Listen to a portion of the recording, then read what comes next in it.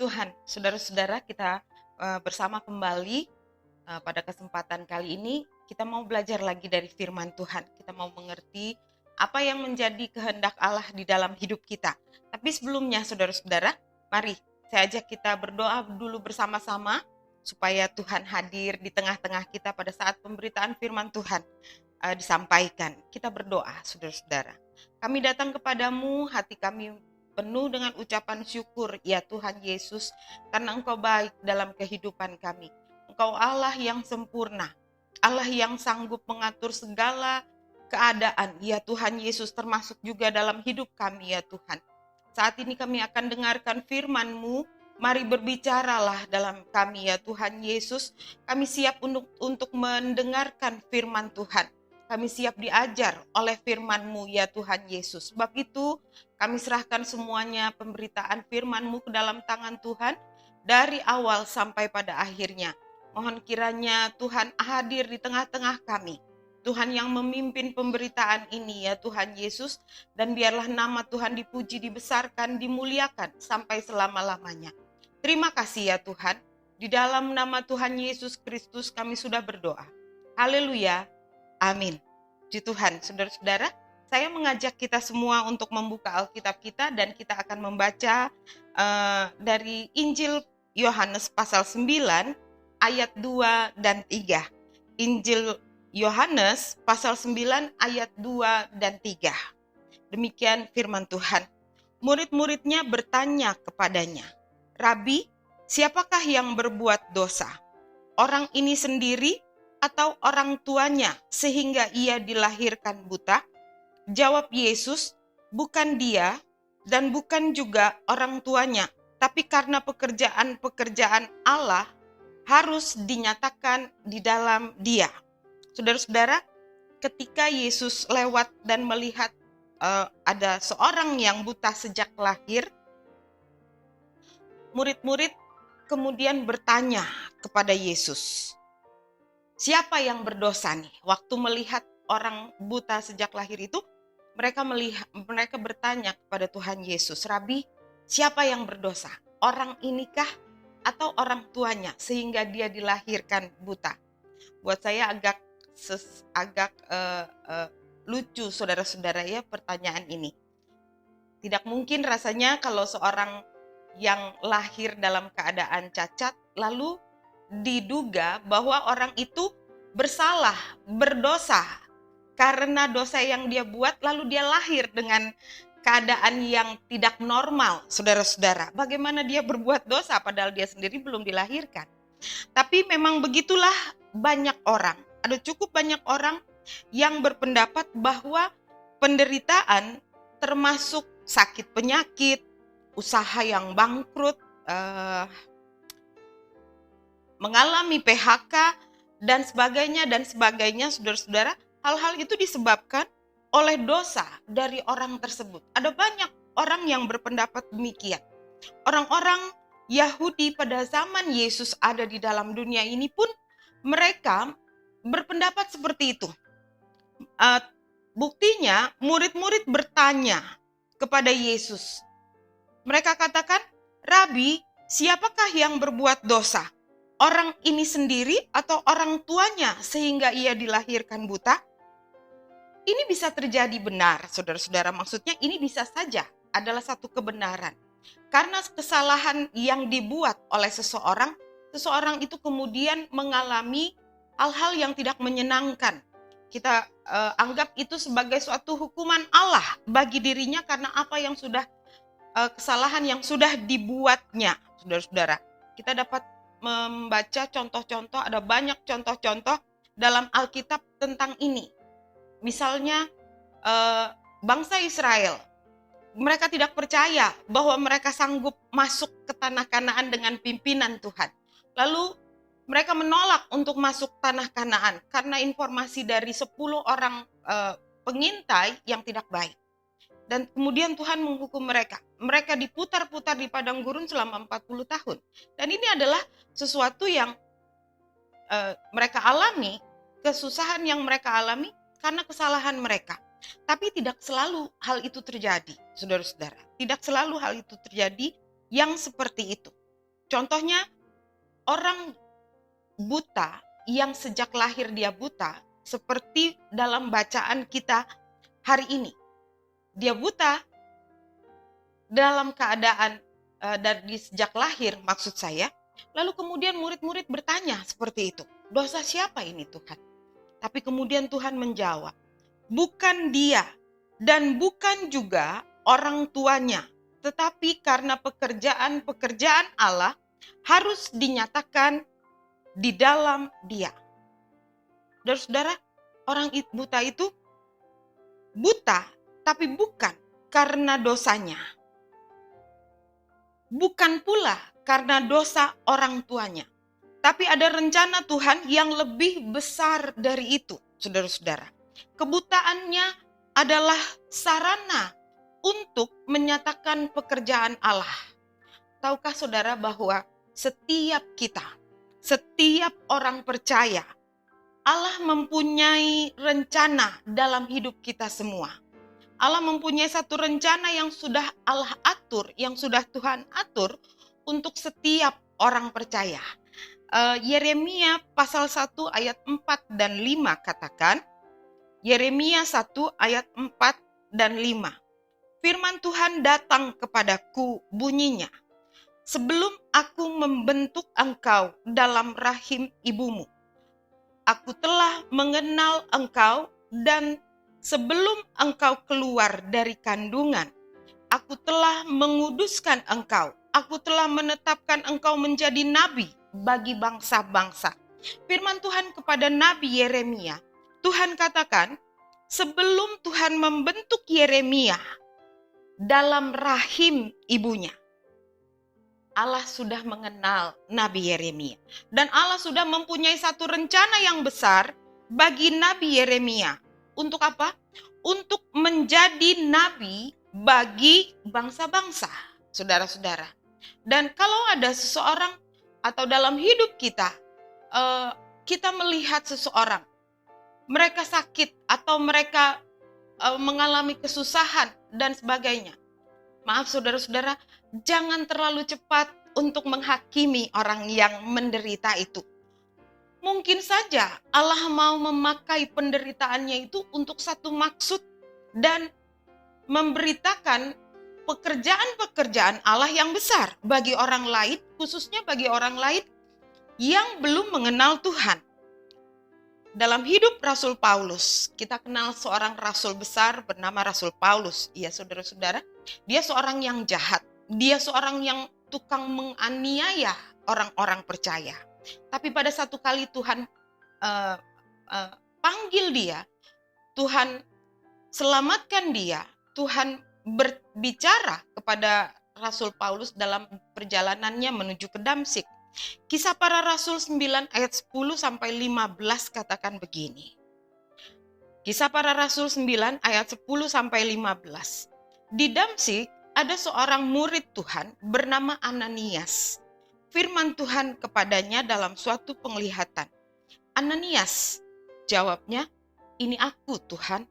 Firman Tuhan, mari pergilah ke jalan yang bernama Jalan Lurus dan carilah di rumah Yudas, seorang dari Tarsus yang bernama Saulus.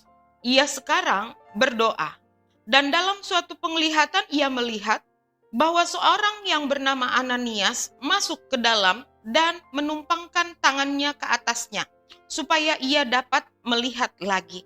Jawab Ananias, Tuhan, dari banyak orang telah kudengar tentang orang itu, betapa banyaknya kejahatan yang dilakukannya terhadap orang-orang kudus-Mu di Yerusalem. Dan ia datang kemari dengan kuasa penuh dari imam-imam kepala untuk menangkap semua orang yang memanggil nama-Mu. Tetapi firman Tuhan kepadanya, pergilah, sebab orang ini adalah alat pilihan bagiku untuk memberitakan namaku kepada bangsa-bangsa lain serta raja-raja dan orang-orang Israel. Puji Tuhan, saudara-saudara, walaupun kita pikir Paulus atau Saulus yang semula bernama Saulus itu tidak layak untuk melayani Tuhan, tapi jelas sekali firman Tuhan disampaikan kepada Ananias. Tuhan katakan di ayat yang ke-15, Pergilah, sebab orang ini adalah alat pilihan bagiku untuk memberitakan namaku kepada bangsa-bangsa lain, serta raja-raja dan orang-orang Israel. Jadi Allah mau pakai Rasul Paulus ini untuk jadi alat pilihan bagi Tuhan. Dia harus memberitakan tentang Tuhan kepada bangsa-bangsa lain, saudara-saudara. Dan kalau kita belajar tentang kehidupan Rasul Paulus, pada satu kali Rasul Paulus bersama seorang temannya yang bernama Silas, mereka ada dalam satu kesusahan besar, saudara-saudara. Mereka menyembuhkan seorang perempuan yang ada setan, kuasa setan di dalamnya, yang dikuasai oleh setan, oleh roh petenung, kata Alkitab. Dan pada waktu anak perempuan itu bebas dari kuasa roh tenung itu, tuan-tuan dari anak itu menyambutnya dengan marah, saudara-saudara, karena mereka tahu mereka tidak akan mendapat keuntungan lagi dari anak perempuan itu. Apa yang terjadi kemudian? Paulus dan Silas kemudian ditangkap. Mereka didera, kata Alkitab. Bukan hanya itu saja, mereka dimasukkan ke dalam penjara. Kaki mereka dibelenggu. Tapi kalau kita mau baca ayat yang ke-30 dikatakan begini. Kisah Para Rasul 16 ayat 30 sampai 34. Dikatakan begini. Ia mengantar mereka keluar sambil berkata, "Tuan-tuan, apakah yang harus aku perbuat supaya aku selamat?" Jawab mereka, "Percayalah kepada Tuhan Yesus Kristus dan engkau akan selamat, engkau dan seisi rumahmu." Lalu mereka memberitakan firman Tuhan kepadanya dan kepada semua orang yang ada di rumahnya. Pada jam itu juga kepala penjara itu membawa mereka dan membasuh bilur mereka. Seketika itu juga ia dan keluarganya memberi diri dibaptis. Lalu ia membawa keluar mereka ke rumahnya dan menghidangkan makanan kepada mereka. Dan ia sangat bergembira bahwa ia dan seisi rumahnya telah menjadi percaya kepada Allah. Waktu ada di dalam penjara, setelah didera, setelah dianiaya oleh orang-orang Yahudi, Paulus dan Silas ini kemudian mereka dibelenggu kakinya, tapi mereka tetap memuji Tuhan, mereka tetap memuliakan Tuhan. Sampai satu kali Tuhan buat keajaiban yang besar. Terjadi gempa bumi, saudara-saudara, dan semua pintu-pintu penjara terbuka. Belenggu di kaki mereka pun terlepas, saudara-saudara. Kepala penjara yang lihat keadaan itu, dia merasa takut.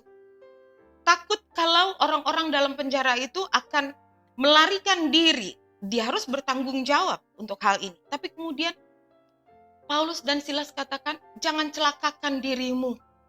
Karena kepala penjara bermaksud untuk mengakhiri hidupnya. Dia tidak berani bertanggung jawab tentang hal itu. Kepala penjara kemudian seperti ayat-ayat yang kita baca.